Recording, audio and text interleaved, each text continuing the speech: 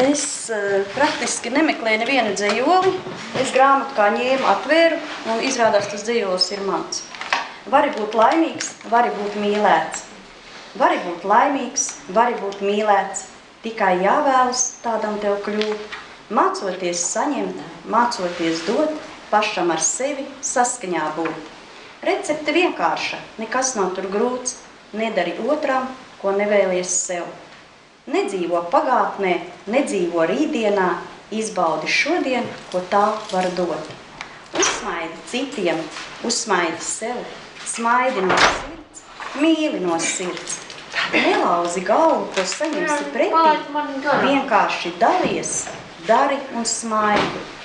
Sirds siltumu nevar atņemt neviens, dodot gūtais, neatņemams. Laime ir mīlēt un dalīties citiem, viss vienmēr pa apli atpakaļ nāk. Īstenībā tas viss ir izdzīvs. Es pierreiz arī nolasīšu otru dzejoli, tas arī tieši tādā pašā veidā tika atlasīts. Medus un dzelonis. Ko sieviete darīs, kur bite lidos, to vīrietim paredzēt iepriekš nav lemts.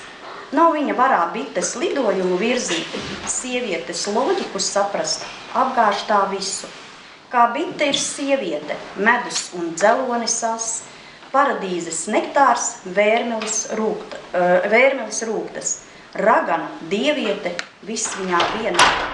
Kaut sejā tai rotājas, eņģelisks smaids. Nekad nevar zināt, tāpat kā no bitēm, kas sievietes prātā, kad saka tā viena. Izdara citu un pati brīnās, ko neesi sapratis. Ko viņa domā, tas vienmēr jāuzmin tev. Medus un dzelonis sievietes būtība, rozes krāšņums, smarža dzeloņasi. Tikai pati viņa izlem, kam pieder tās sirds, kam medus un rozes, kam dzelonis as. Nekad nevar zināt, ko sieviete domā, šobrīd, ko domās tā rīt. Tā bija mana izvēle. Jā. Varbūt vēl tāds? Nākošā būs sieviete. Viņa arī tur izvēle daudz laikam dzējot. Man ir vairāki varianti. Tad lasi visus. Es laika gaitā. Vienā grāmatā es atradu divus ļoti līdzīgus dzējoļus. Viens nopietnāks, otrs tāds jautrāks. Mēs visi redzam, kas aiz loga ir. Aiz logas spīd saule un ārā ir pavasaris. Pavasara serenādu šodien pianists spēlē. Slēdajiem pirkstiem pār melnbaltiem taustiņiem slīdot, par astiem cauri sniega kārtai uz augšu, kas laužas, pretī saulei, gaismai, dzīvības elpai. Serenādi dabai, kas mostas no ziemas miega, zvēru riestam, gaitmutu ceļam uz mājām. Plūstot pavasara melodijai, klavieru skaņās, dvēseles spāniem pianista sirds ceļo līdzi.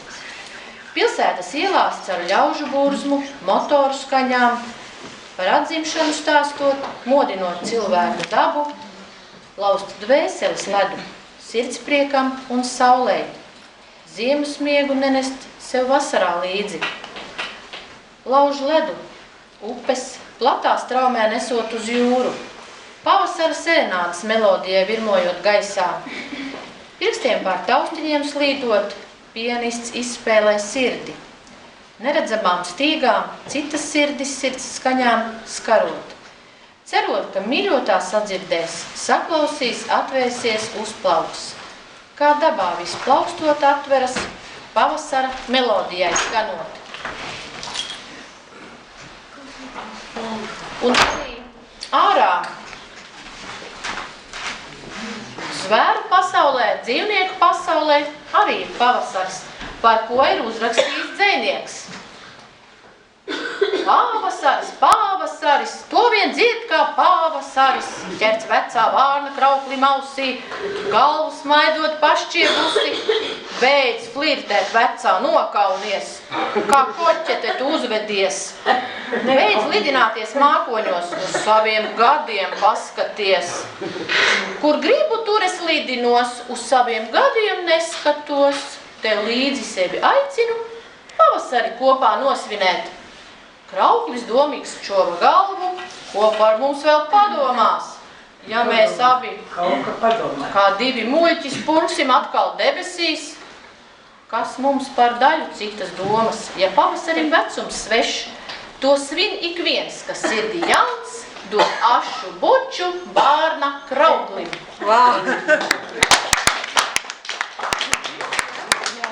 Lasmīņai kā.